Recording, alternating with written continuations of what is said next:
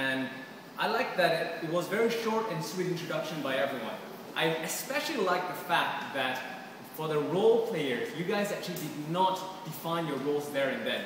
Because at that particular point is actually when the Toastmaster of the evening announced you to come up and explain your role. So I like that everybody maintained to just the introduction of themselves, a little bit about themselves, and then they went on and carried forward.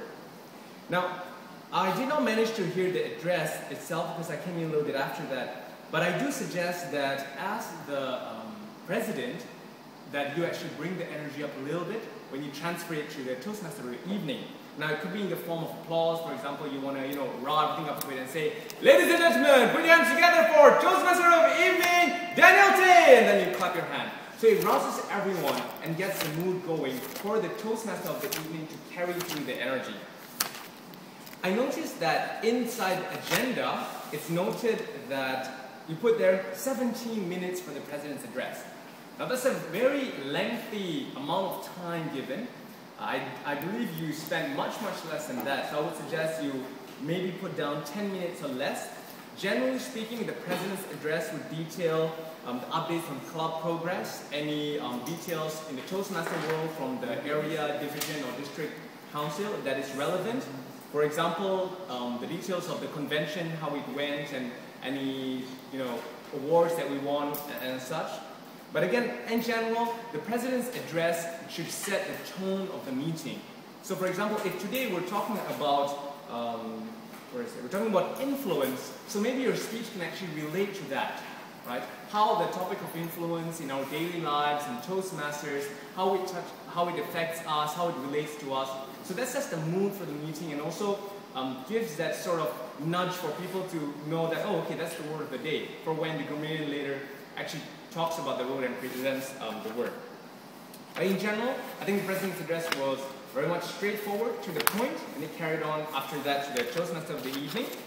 So then here, Daniel Tay actually gave quite a lot of details about the Toastmaster history that I even didn't know. And I think he did a very good job right there of giving a lot of snippets of details that most of the time, most Toastmasters of the day or of the evening don't actually share. Very interesting tidbits though. I suggest that you actually have some sort of projector or maybe flip chart to actually help support you there, because there were a little bit too much information for people to follow. I mean, in terms of the dates jumping back and forth, the places that they were, and the types of things that they were doing. So if you want to give that level of information, I think that's definitely okay and very beneficial, but a little bit of support of visual aids for them to refer to it easily. You give a very comprehensive description of each section of the meeting. I really like what you did there. I think though that maybe you might also want to announce any changes to the role players list, especially for the general evaluator, in case suddenly he mispronounces a name or suddenly the person is not there at all. But also for you to allow the role players to call them up one by one to define their roles for the guests especially to know. Then we moved on to the table topics, and I like that actually Lorna picked up a relevant topic from the convention. So again, this is not some topic that she picked up, but she could refer to it to Toastmasters context. Now, very detailed explanation and suggesting why we have, I think here it'd be beneficial they explain why we actually have a time limit.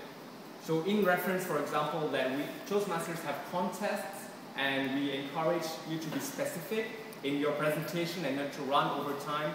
So at least there's a reason, because sometimes some guests may not be sure why there are times, and they may be arbitrary references instead. So it gives a much better understanding for them why the timing is there. I also would prefer if you could possibly write down the names somewhere of the speakers that come up on stage. This is again to make it easy for people to write down their best speaker at the end of the day. I did like that you actually mentioned the names verbally after that at the end, so it did give a little bit clue on that.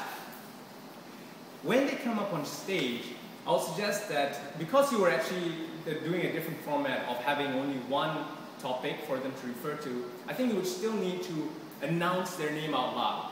I know that for most of you, or it seemed like it, that all of you knew each other, but I definitely didn't, and I had a little bit of trouble figuring out which names went for which person in terms of the presentation itself just now.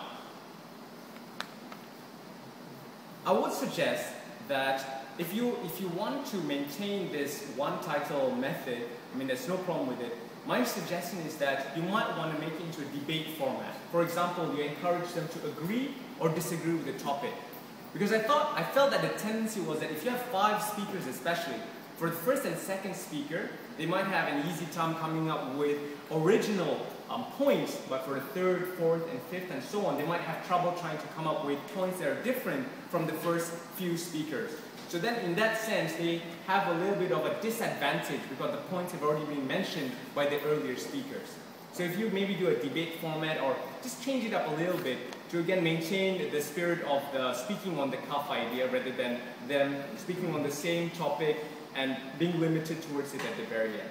But again, very straightforward explanation of the rules. It was very clear cut. We managed to explain the time, which for a lot of table topics evaluators, they tend to forget about the timing and then they explain to it somewhere in the middle.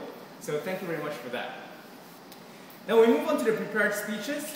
And I mean, I really enjoyed the prepared speeches today. And then we moved on to the educational session. Now for these for these 4 speeches, I have to say that today they really presented something very refreshing, very different from the normal speeches that I tend to see in a lot of clubs.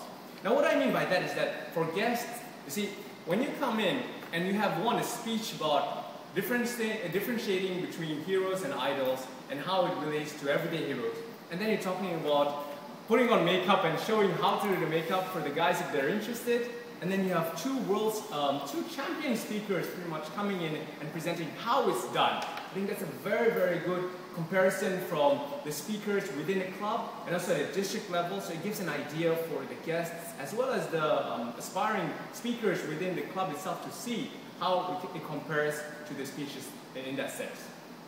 So I really actually enjoyed that. I'm not sure if the short break was necessary actually. I really commend that you managed to keep it within time because I feared the danger was that if the short break was put there, it would run like within 20 minutes just like that, just because it's a break. So I really commend that it's there, but I would suggest that you don't put the break there and to let the meeting actually continue straight all the way to the end actually. Because I felt that yes, the meeting was to have a break and for them to go to bathroom or anything like that, but I think that one, because we're not in a school classroom, so you're allowed to go out and do your business as and when you need. So I don't think we need a formal break right there. But again, this is definitely a prerogative for your club, whether you see fit to it or not. Now, in terms of the overall experience that I had today, I have to say I really enjoyed my time here. I think it's done very professionally. All the role players that came up here did their descriptions very beautifully. They kept everything as succinct as possible. I noticed in general there was not a lot of running off to talking about random stuff. It was very specific to the point.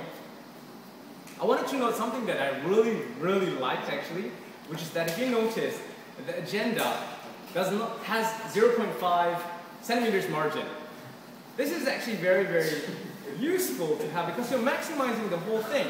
A lot of clubs will print it with the normal standard, I think 1.5-inch margin, and on both sides. So a lot of space wasted. Here they're maximizing the thing. I really love this, seriously. So, and also the fact that you had the notes to the evaluator at the back of this. I find this is something really brilliant, a small touch but really useful for the general evaluator.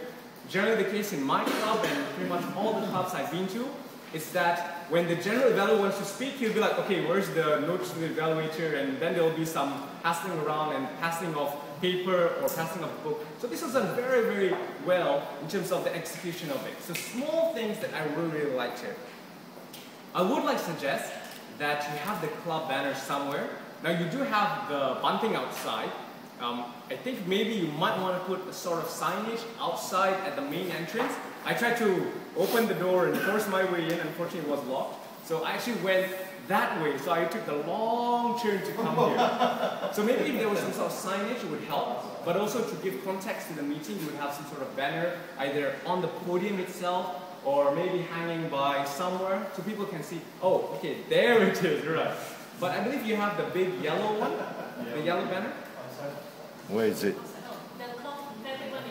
I see, okay, the cloth order. Okay, regardless then, that'd be fine. Maybe you might want to put that at the front here, perhaps. I actually didn't notice it when coming in, so I just noticed it right now. I'm not sure, okay, there are no lights here, so I guess that's why the speakers were standing here. Though I guess if you could possibly get some sort of lighting here, it would be very excellent for the speakers to stand on this stage. Again, I know this is not completely ideal, but it would help if the speakers were on some sort of stage again, on an elevator platform is much more easy for them to scan the room and give a more commanding presence when they give their speech or presentation. One final note is that I hope that for future general evaluators, you will provide them a chair to sit when they pass in to the role players to come up on that, because I think maybe for other general evaluators, they might suddenly switch with the Toastmaster of the day or evening, and he'd have to run away somewhere while the general evaluator sits at his place. Or the general evaluator goes all the way to his place and then comes back all the way here every single time. So just a little bit of pointer there in terms of the seat. Now apart from that, again, I really enjoyed myself. Thank you very much, Danote, for inviting me here. I believe everybody in general had a really good time, enjoyed themselves. We listened to some very powerful speakers, really a lot of value to be added into our lives. And I believe that, again, as was mentioned, feedback is the breakfast of champions. And the best feedback that you can give is one that you can also implement yourself. And with that, thank you very much for having me as your general evaluator. I'm going to pass back to the Toastmaster of the evening, Danote.